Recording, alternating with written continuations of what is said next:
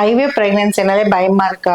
எல்லாருமே படுத்துட்டே இருக்காங்க மேடம். அவங்க வந்து எந்திரிச்சு நடக்கவே கூடாதா? 9 மாசம் இது மாதிரி பெட்லயே இருக்கணுமா? ஹாஸ்பிட்டல்லே இருக்கணுமா? அதனாலே வந்து பயந்து நிறைய பேர் ட்ரீட்மெண்ட் போகாம இருக்கவங்கள பாக்குறோம். ஏன்னா வீட்டுல இருக்கவங்க கூட எல்லாருமே பயந்துறாங்க. அதுக்கு என்ன காரணம்? கோல்டன் டேஸ்ல வந்து நமக்கு சயின்ஸ் அந்த அளவுக்கு தெரியாதப்போ நம்ம ஆர்டிபிஷியலா ஒரு எம்பிரியோ கிரியேட் பண்ணி, ஆர்டிபிஷியல்னா உடனே நம்ம வெளியிலன்னு கிடையாது, உங்களோட எக்கையும் ஹஸ்பண்டோட ஸ்பெர்மையும் மிக்ஸ் பண்ணி எம்பிரியோ ஃபார்ம் பண்ணி அது வெளியில ஒரு டிவைஸ்ல கிரியேட் ஆகும்போது உள்ள கொண்டு போய் நம்ம உள்ள வைக்கிறோம் இல்லைங்களா, எம்பிரியோ டிரான்ஸ்ஃபர்.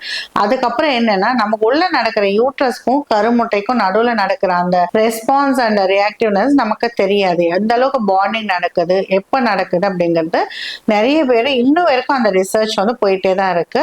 இது போல நிறைய டைலமாஸ் இருக்கும்போது நம்ம உள்ள வச்சதுக்கு அப்புறம் என்ன நடக்குதுன்னு தெரியாததுனால நிறைய முறை வந்து நம்ம நிறைய மெடிசன் கொடுக்க வேண்டியதா இருந்தது, படுக்க வச்சுட்டு இருந்தோம். ஏன்னா நமக்கு அப்போ வந்து சான்சஸ் ஆஃப் எக்டோபிக் கூட 5% இருக்கு நிறைய ரிசர்ச்ல சொன்னாங்க. ஈவன் ஃபர்ஸ்ட் ஐவே பிரெக்னன்சி எக்டோபிக்ல தான் முடிஞ்சுதான் சொன்னாங்க.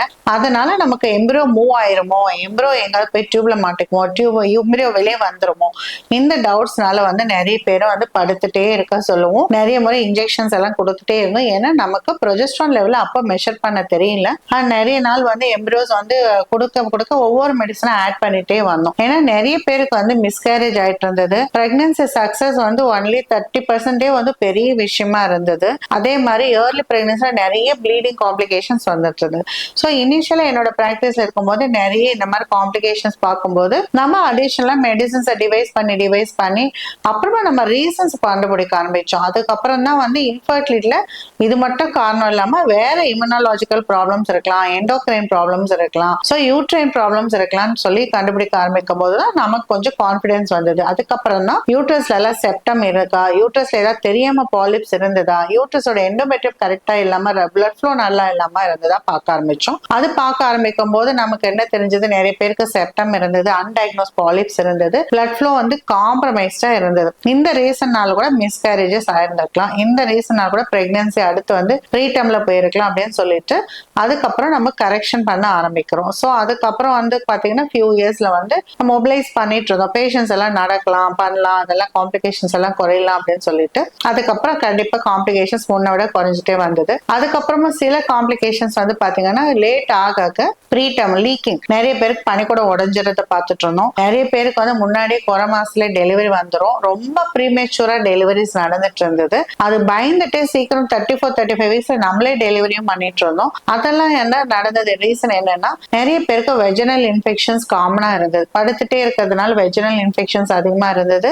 டயபெட்டிஸ் நிறைய பேருக்கு தெரியாம இருந்தது. நம்ம சும்மா ரேண்டம் சுகர் பார்த்துட்டு அவங்களுக்கு அடிக்கடி இப்ப நம்ம பார்க்காம இருந்தோம். அந்த மாதிரி ரீசன்ஸ்னாலே obesity plus hygiene issues, embryo வச்சுட்டாங்கன்னு குளிக்காம போய் வாஷ் பண்ணாம இருந்த நிறைய இஷ்யூஸ்னால இன்ஃபெக்ஷன்ஸ் வெஜினால இருந்துட்டு இருந்தது. அப்பெல்லாம் போய் அதுக்கு எம்பிரியோ வச்சதுக்கு அப்புறம் போய் எந்த ஒரு டச்மே பண்றதுக்கு யோசிச்சுட்டு இருந்தோம். இந்த மாதிரி இன்ஃபெக்ஷனால ப்ரீடம் ரிஸ்க்கும் அந்த மாதிரி லீக்கிங் அப்படின்னு சொல்லுவோம், வாட்டர் பிரேக் ஆகுறது, இந்த மாதிரி காம்ப்ளிகேஷன்ஸ் நிறைய இருந்து. ஸோ இதெல்லாம் தாண்டி நம்ம அடிஷனலா இப்பெல்லாம் வந்து வெஜினல்ல வந்து ஸ்மேர் எடுத்து பார்த்துறோம், இன்ஃபெக்ஷன் இருக்கான்னு பார்த்துறோம், சுகரை ரொம்ப ஸ்ட்ரிக்டா கண்ட்ரோல் பண்ணிட்டு வரோம், ஆம்புலேட் பண்றோம். இதெல்லாம் ஒரு பக்கம். அடுத்து பாத்தீங்கன்னா படுத்துட்டே இருக்கும் போது அட்வான்டேஜ் இருக்குன்னா டிஸ்அட்வான்டேஜஸ் என்ன இருந்ததுன்னா காலில் வந்து எல்லாமே வந்து பிளட் கிளாட் ஆகிறது, அதனால வரதுனால பிளட் ஃப்ளோ போகாம இருக்குது, யூட்ரஸ் போற சின்ன சின்ன ரத்த குழாயில அந்த வெசல்ஸ்ல வந்து பிளாக் ஆகிறதுனால யூட்ரஸ் போற பிளட் ஃப்ளோ கம்மியாகிறது நிறைய ஸ்டடிஸ் கூட பார்த்திருக்கும். ஸோ கோவிட் டைம்ல நமக்கு நிறைய வந்து பாடம் கத்து கொடுத்துச்சு. பேஷண்ட்ஸ்க்கு எவ்வளவுக்கு எவ்வளவு ஆக்டிவா வைக்கிறோமோ,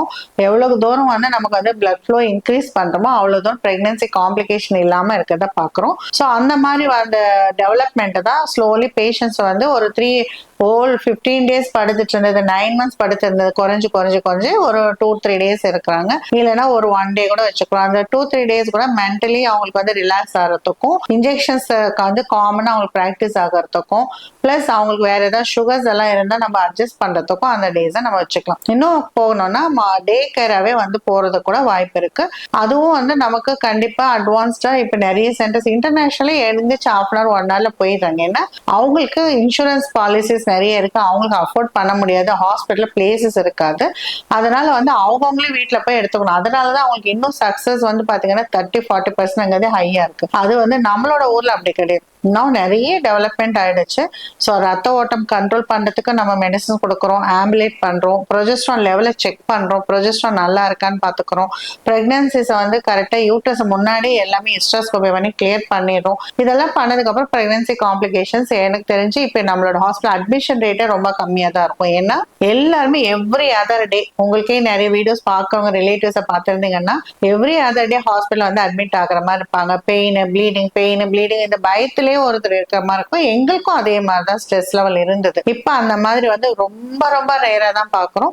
ஸோ அதெல்லாம் வந்து காமன் காம்ப்ளிகேஷன்ஸ் அப்ப எடுத்துட்டு இருந்தோம். இப்ப வர வர என்ன காம்ப்ளிகேஷன்ஸ் மெயினா இந்த மாதிரி செப்டல் ரிசெக்ஷன் பண்ணோம், இல்ல டிஎன்சிஸ் பண்ணோம், ஒரு மிஸ்கேரேஜ் ஆயிட்டு வரவங்களுக்கு பிளாசண்டா ரொம்ப அடிக்ஷன் ஆகத பாக்குறோம். அதே மாதிரி சில பேருக்கு வந்து மல்டிபிள் பிரெக்னன்சினால வர சில காம்ப்ளிகேஷன் வர பாக்குறோம், டயபெட்டிஸ்னால வர காம்ப்ளிகேஷன் பாக்குறோம். மற்றபடி பெருசா ஒன்னும் காம்ப்ளிகேஷன் வந்து இருக்க மாதிரி மேனேஜபிள் காம்ப்ளிகேஷன்ஸ் தான். என்ன கரெக்டா பாத்துக்கணும், நம்ம வந்து ரெகுலரா பிபி செக் பண்ணிக்கணும். ஏன்னா நிறைய ரீசன்ட் ஸ்டடீஸ்ல ஃப்ரோசன் எம்ப்ரியோ டிரான்ஸ்ஃபர்ல வந்து அதிகமா பிபி வரதாவும் மல்டிபிள் பிரெக்னன்சில இருந்தா காம்ப்ளிகேஷன்ஸ் நிறைய இருக்கதாவும் சொல்லியிருக்காங்க. பட் ஆனா இது எல்லா டைம்லயும் இருந்ததுதான் சக்சஸ் அதிகமா வர ப்ரொசீஜரை நம்ம பண்றோம். அதுல காம்ப்ளிகேஷன்ஸ் எல்லாமே மேனேஜபிள் தான். ஸோ எல்லா பிரெக்னன்சிலையும் வர அதே காம்ப்ளிகேஷன்ஸ் தான் இந்த ஐவிஎஃப் பிரெக்னன்சில இப்ப வரதை பார்க்கிறோம். ஸோ ஒன்லி திங் இஸ் உங்களுக்கு டயபெட்டிஸும் ஹைப்பர்டென்ஷன் அன்கண்ட்ரோலபிளா இருந்தா நம்ம செலக்டிவா போய் கொஞ்சம் 38 வாரம் ஆனோடனே டெலிவரி பண்றோம். அப்பெல்லாம் 35 வீக்ஸ்ல டெலிவரி பண்ணிட்டு இருந்தோம். இப்பெல்லாம் ஈவன் டெலிவரி டேட் வரைக்கும் கூட கொண்டு போய் டெலிவரி பண்றோம். ஸோ என்ன பொறுத்த வரைக்கும் ஐவிஎஃப்ல கொஞ்சம் கேர்ஃபுல்லா இருந்து எம்பிரியோஸ் நல்லா இருக்கான்னு தெரிஞ்சுக்கிறதுக்காக அந்த என்டி ஸ்கேன், அனாமலி ஸ்கேனுங்கிறத ரொம்ப பர்டிகுலரா பண்றோம். அதே மாதிரி அவங்க மிஸ்கேரேஜ் ஏதாவது இருக்குமான்றதுக்காக இனிஷியலா நிறைய சப்போர்ட் கொடுத்து கொண்டு போறோம். ப்ரீடம் வராம பாத்துக்கிறோம். மற்றபடி மோர் லைக் நார்மல் பிரெக்னன்சி, நீங்க நார்மலா இருக்கலாம், ஆக்டிவா இருக்கலாம். இன்னும் கொஞ்ச நாள் போக போக இந்த சப்போர்ட் சிஸ்டம் நம்மளால மெஷர் பண்ண முடிய உங்களுக்கு நார்மல் ஆக்டிவிட்டிஸ் எல்லாமே பண்ணலாம். ஈவன் நார்மல் டெலிவரி கொடுத்துருக்கோம். ஐவிஎஃப் பிரெக்னன்சில நிறைய பேருக்கு நார்மல் டெலிவரி கொடுத்துருக்கோம். ஸோ லோ ரிஸ்கா இருக்கவங்களுக்கு ஐவிஎஃப் நார்மல் டெலிவரி கூட ஆகலாம் அப்படிங்கறது தான்.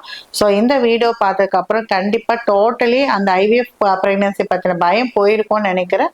கம்ப்ளீட்டா டிரான்ஸ்ஃபார்ம் ஆயிட்டு வருது ஐவிஎஃப் டிபார்ட்மெண்ட். அதே மாதிரி பிரெக்னன்சி ரீசன்ஸும் வந்து more and more it's become a normal தான். அன்லெஸ் மல்டிபிள் பிரெக்னன்சி இருந்தா நேச்சுரலாவும் எது காம்ப்ளிகேஷன் இருக்கோ அதே தான் இதுல இருக்கு. என்ன சப்போர்ட் கொடுக்கணுமோ அதே தான் கொடுக்குறோம். மெட்டபாலிக் டிசார்டர்ஸை கண்ட்ரோல் பண்றது மட்டும் தான் அடிஷனல் இதுவா நம்ம பண்ணிட்டு இருக்கோம். So I hope this video is useful. Thank you.